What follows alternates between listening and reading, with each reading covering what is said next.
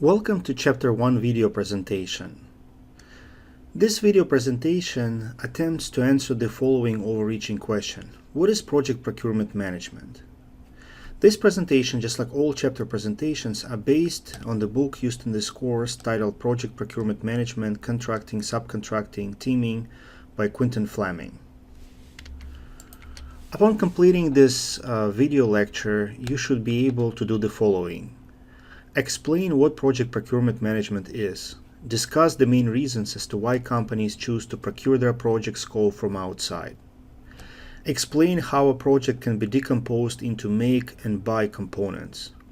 Explain how procurement decisions influence formal lines of authority and responsibility within an organization.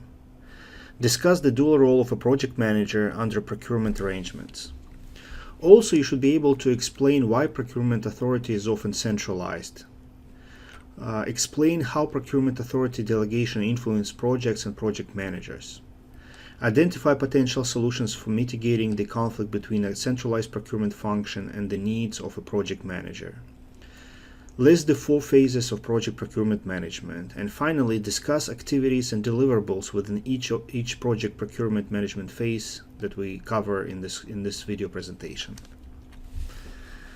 So what is project procurement management? Simply speaking, project procurement management involves all the concepts, processes, and tools used to acquire goods and services for the purpose of meeting a project scope. To make it even simpler, procurement means purchasing things from outside, if we're talking about things, or subcontracting, meaning hiring somebody to do a portion of work on the project. But formally, procurement can be explained as purchasing or subcontracting a portion of the project scope from an external organization.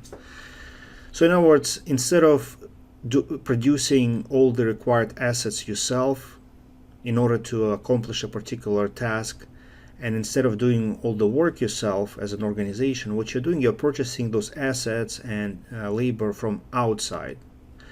Typically, you purchase, if we're talking about IT project management, you purchase those assets, meaning hardware and software resources, from a vendor, and then maybe, when it comes to subcontracting external work, most likely you'll end up working with a software consulting company that can lend you their IT consultants for the duration of your project. The legal arrangements under which procurement is made have different names. So legally speaking, procurement sometimes is defined in terms of contracts, subcontracts, teaming arrangements, and so forth. So there are many legal terms that are used to first of all, describe an arrangement similar to procurement, but most importantly, provide a very strict legal definition of what kind of relationship it is, what kind of procurement relationship it is.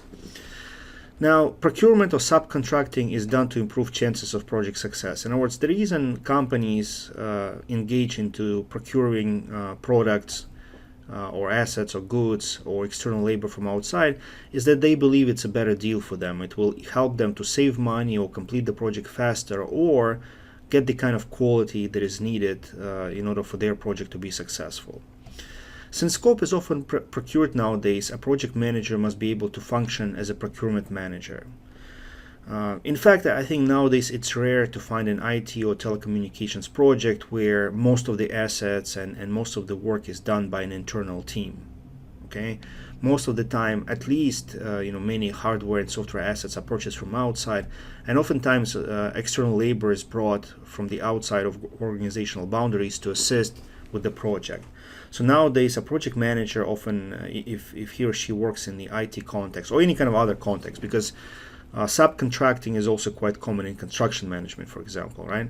So I would say that a project manager from any kind of field, any kind of domain nowadays has no choice but to wear 2 hats.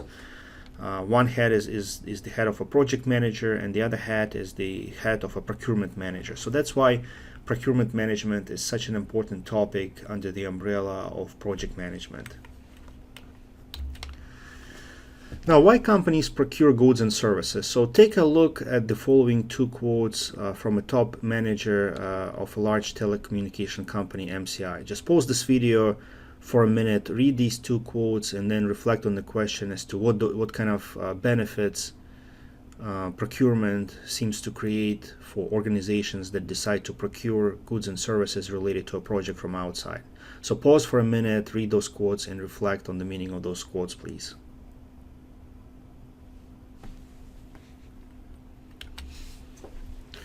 Now, to formalize why companies procure goods and services, the following, set of positive outcomes can be formulated.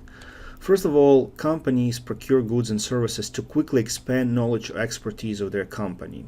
You see, building internal knowledge, internal experience can be, first of all, quite expensive, and number two, it can require quite a bit of time to hire the right kind of people, to train them, to develop the kind of the expertise necessary for a particular project.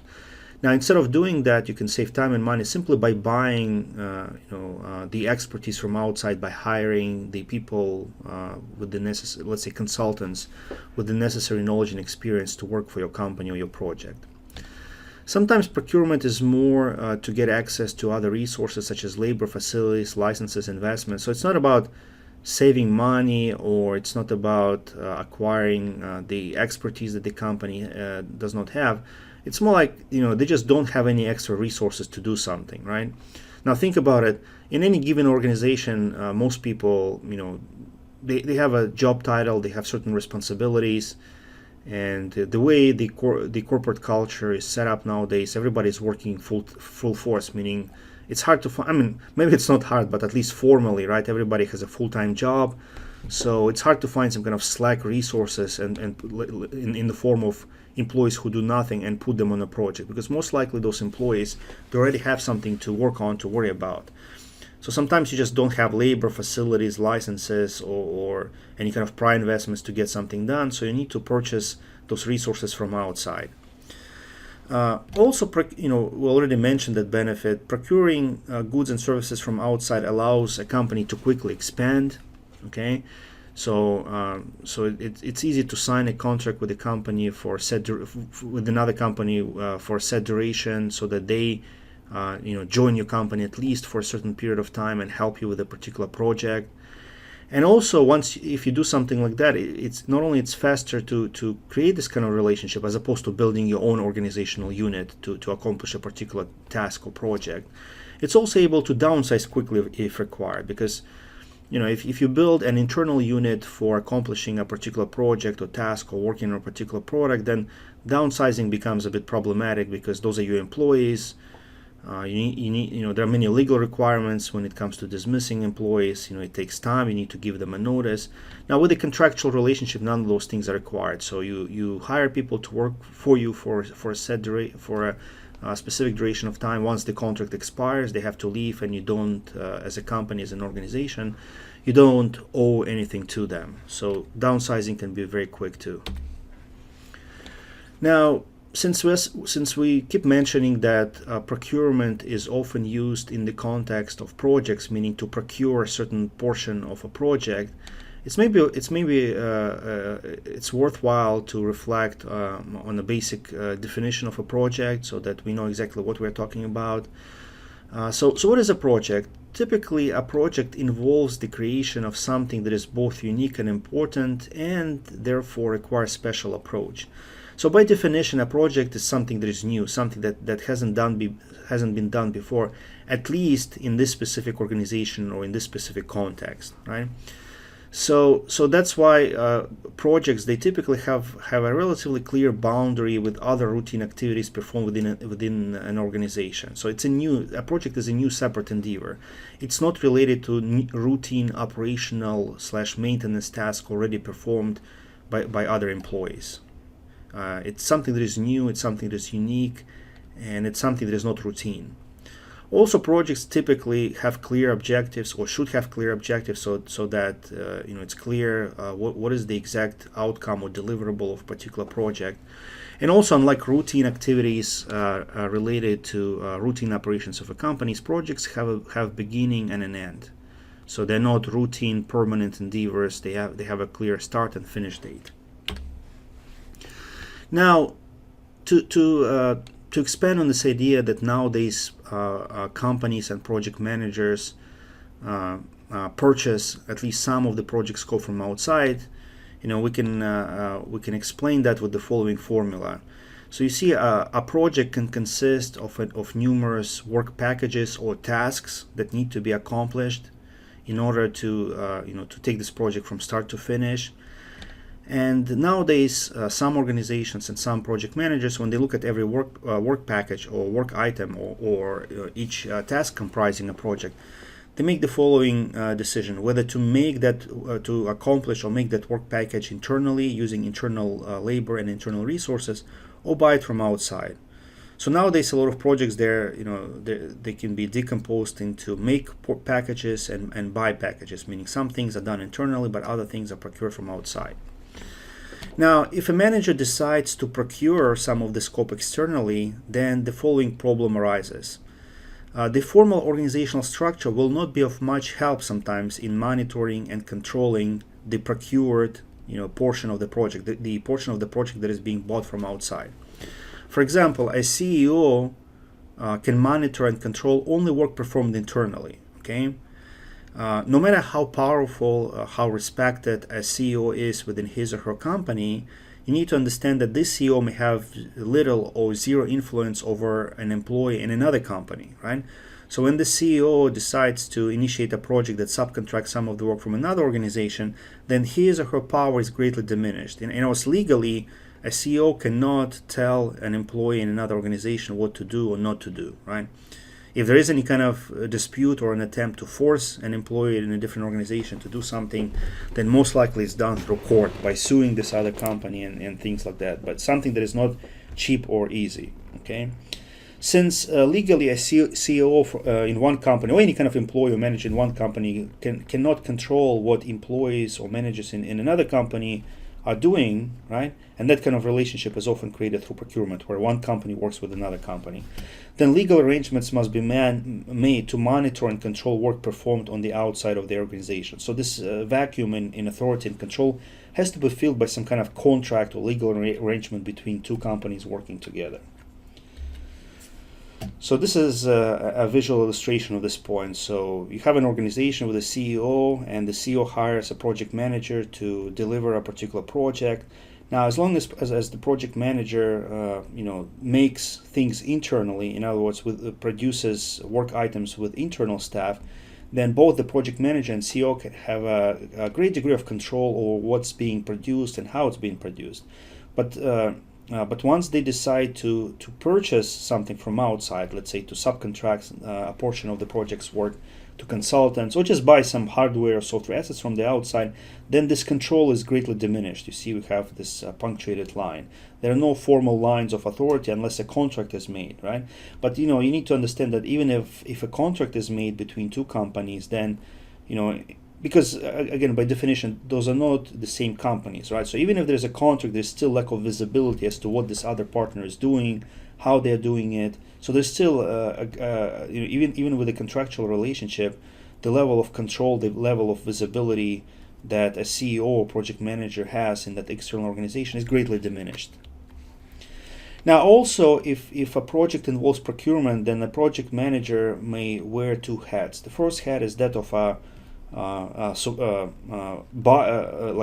vendor or seller. In other words, a project manager is hired by an organizational customer, let's say top management or the organization as a whole, to do something. So in that case, a project manager may act as a seller, a vendor of a particular service to the customer. Okay, and then at the same time, the same project manager may be involved in buying things from external suppliers. So in this case, the project manager also acts as a buyer, so not only as a seller but as a buyer. So things can become a bit more complicated when a project manager is engaging in both making things internally and also purchasing things from outside. Now, in many organizations, procurement authority is centralized, but sometimes it's not centralized, right? So for example, in new startup organizations, employees can perform various roles as required by organizational current projects. Okay, so a typical startup company is small. It's a new company. It's a young company. Organizational policies, organizational rules, or simply traditions may be new or non-existent. There may be some overlap in work and responsibilities. So people just do work as it comes their way, right? As it ends up on their table. And oftentimes they also do procurement. If they need to buy something for their project, for their line of responsibility, then they buy it themselves, right? So that's the so-called decentralized purchasing function, meaning nobody has absolute control or authority over purchasing that an organization makes. Everybody has this authority, and this authority is diffused across many managers or project managers. So whenever there's a project being run, then a project manager is authorized to purchase goods and services for his or her project, and nobody controls that. Now, as organizations become bigger and more mature, the authority to procure goods and services is transferred to a specific person or unit, and that's the so-called centralized purchasing. Now, centralized purchasing is typically implemented in the form of department, okay. And in a lot of organizations it will be called purchasing department or purchasing unit. And the person in charge can have different titles, for example, vice president of procurement, purchasing manager, procurement manager, chief procurement officer for very large corporations, and so forth. So as organizations become large and mature, they tend to centralize purchasing function. Now, so why a lot of mature large organizations are against delegating this procurement authority to specific units and project managers and lean towards centralizing procurement authority? So take a look at the following quote coming from a CEO of a construction management firm, and just pause the video for a minute, read the quote, and try to reflect upon it.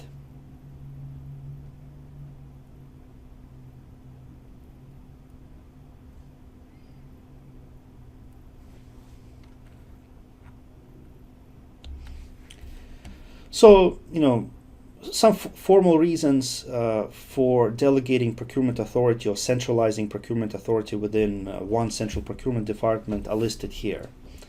First of all, centralizing procurement authority allows an organization to achieve efficiencies. It's simply devoted to division of labor, so when you have people specializing in procurement, then other people don't have to do it. So in a way, there's reduced overhead where things can be accomplished by a team of procurement officers on a large scale, right? As opposed to every department, every unit being involved in procurement. So that reduces overhead. Okay. Sometimes, if procurement is centralized, then the organization can receive volume discounts. For example, as opposed to each office or each different unit procuring office supplies on their own, an organization can purchase all the office supplies in a centralized fashion and get a substantial volume discount. Oftentimes, the decision to centralize is related to monitoring and controlling of contractual terms. In other words, the main goal is to avoid legal problems, avoid being sued by vendors or avoid not being compliant with certain government regulations. For example, a procurement division will use standard contracts that protect company from possible lawsuits or complaints. So sometimes it's largely about compliance. Sometimes it's related to strategic management of suppliers. You see a lot of companies need to maintain a healthy, viable list of potential suppliers for the purposes of running their business continuously, avoiding disruptions. For example, a retailer may want to have a list of suppliers of groceries or specifically milk on file. In case something happens with this farm, they can quickly switch to another farm. Otherwise, they'll be out of milk. So they need to be strategic about that list. And how can you be strategic about working with your suppliers when the procurement function is not centralized and every unit has a different relationship with a different supplier? So things can become very problematic. Now, another reason, and I would say this is, at least in some countries, this is one of the top reasons, preventing corruption. Okay, so you see, when you allow individual managers or project managers to procure things, they may be tempted to receive kickbacks from a supplier in return for procuring products or services specifically from that supplier. So, for example, a vendor comes in and says, "Look, you need to buy our software. If you buy it, yeah, it's a bit expensive. Maybe it doesn't have all the functions that you need. But if you buy it, I'll quietly give you 20% of the contract in cash." So the manager may be tempted to accept that kind of bribe or kickback. Okay, and if procurement is not centralized, if it's not audited, if the procurement function is not comprised of people who have been tested with the background checks and experience, then corruption becomes more likely in relation to procurement. And in some countries, in some industries, I would say that's the number one reason for centralizing the procurement function, to avoid corruption, avoid money being stolen from the company. Sometimes it's a legal requirement from the government to separate project management from procurement, again, to avoid inefficiencies and avoid corruption.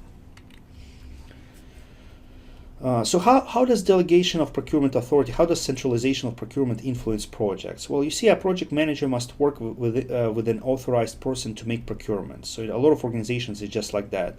As a project manager, you're in charge of the project, but when it comes to buying things for your own project, you need to work with an authorized person within the organization. Let's say with the procurement director. Now, a procurement director or procurement management is obliged to help the project manager, but only within the formal procedures and policies. So, for example, if a project manager says, I need to buy something next week, the project manager will say, well, that's not how we do it, right? It cannot be that quick. We need to have a formal bidding process. We need to create a request for proposal, an RFP, or request for proposal. We need to have a formal bidding process. So it's not going to be here next week, maybe next month if you're lucky. Okay, so yeah, this relationship between a project manager and a formally authorized procurement manager often creates delays and conflicts, because the job of a project manager is to get done things fast, and the job of a procurement manager is to comply with numerous policies and regulations in relation to procurement.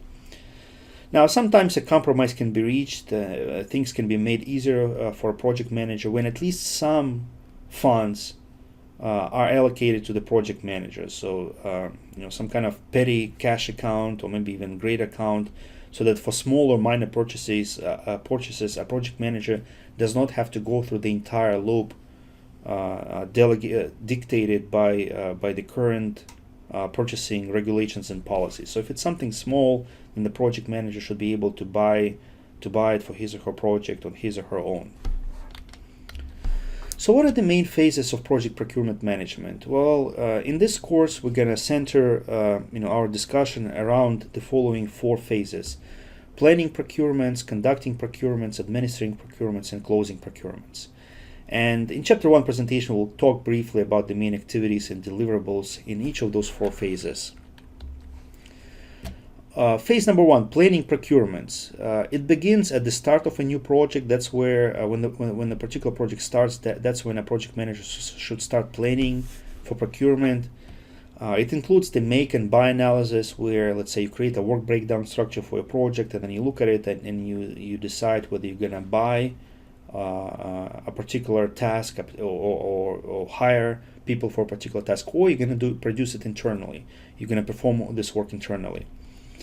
It also involves identification of potential sellers, who are the vendors, who are the consulting companies who can procure goods and services from. It also involves the creation of a procurement management plan as a part of a broader project management plan.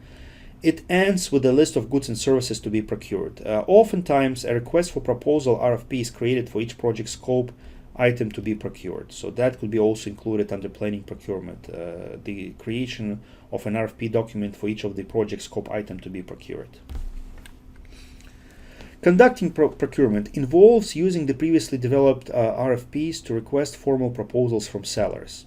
So an RFP says, okay, that's what we need, and by using an RFP, you can use an RFP to invite sellers or vendors to bid, to submit their proposals.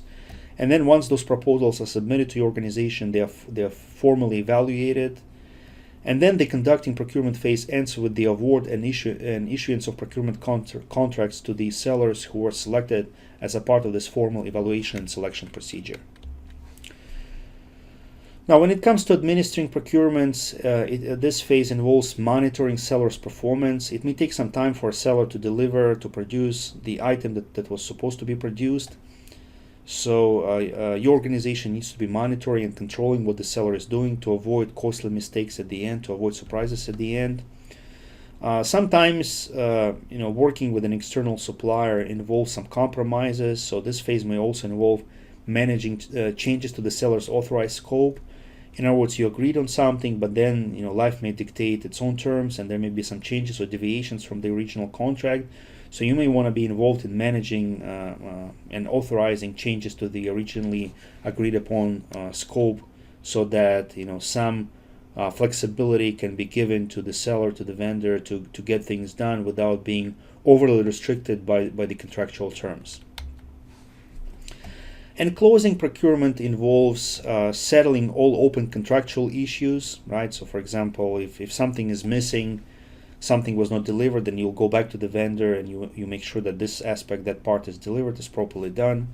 Also formally closing out each procurement, let's say signing off, saying that, okay, you delivered what you promised as a seller, so I formally closed the contract, I formally closed the relationship.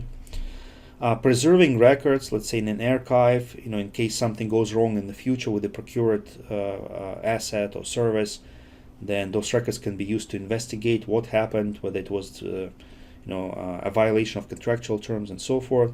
And also assessing lessons learned. So for example, some companies, they maintain profiles of vendors, and based on one procurement relationship, they may learn something about those vendors and decide not to work with them, or decide on the best way to work with those vendors. So those are the typical activities and deliverables within the closing procurement phase. And that completes our presentation on Chapter 1. So in this chapter, we attempted to answer this broad overreaching question: what is procurement management, or what is procurement management in the context of IT/telecommunications project management?